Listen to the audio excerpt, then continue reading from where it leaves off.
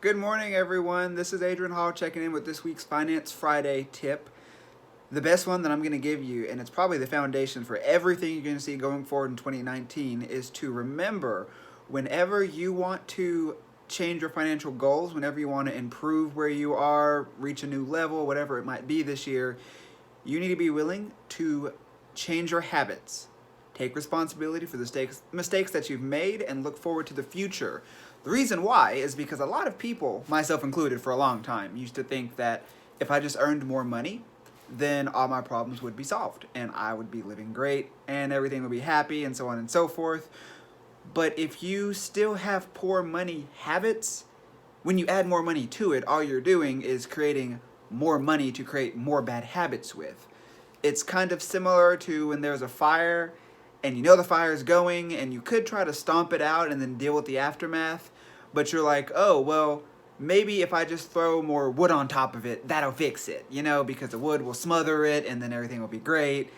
And it will, yeah, stifle the fire for just a second before eventually it engulfs the new wood that you put on top of this flame. A big way that a lot of people get caught up in this that I've tried my best to make sure that I personally don't do is also lifestyle inflation. Lifestyle inflation is essentially a phenomenon where whenever you earn a raise, whenever you start earning more money, you get a better job, whatever it might be, instead of putting that additional money aside for savings, for future use, for future goals, whatever it might be, you use the money to buy a car. You use the money to go on vacation. You go out to eat more. You go to bars. You do more shopping, so on and so forth. When you make decisions like that with the additional money that you start earning, you very easily and very quickly get caught up in this rat race of becoming dependent on the ways that you now make. So the money that you've been making, which is this great raise, you're now used to making, and now you need to make it in order just to maintain your life from month to month. That's not a good way to live. That's not a good way to maintain stability and maintain a grasp on how things are for you.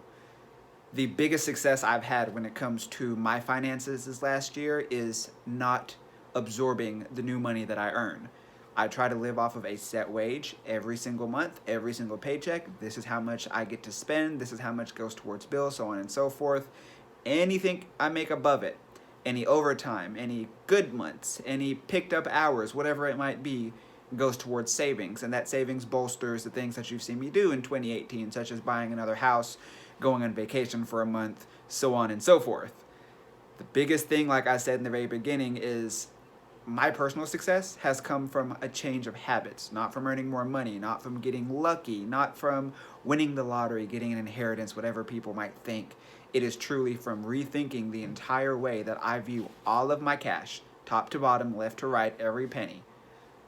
If you want to succeed in 2019, I encourage you to watch my future episodes of Finance Friday every single Friday, but keep this one in mind because you're going to hear it more often going forward. Be aware of your money habits, be aware of your responsibilities, be aware of your mistakes if you want to succeed for the future. Talk to you soon.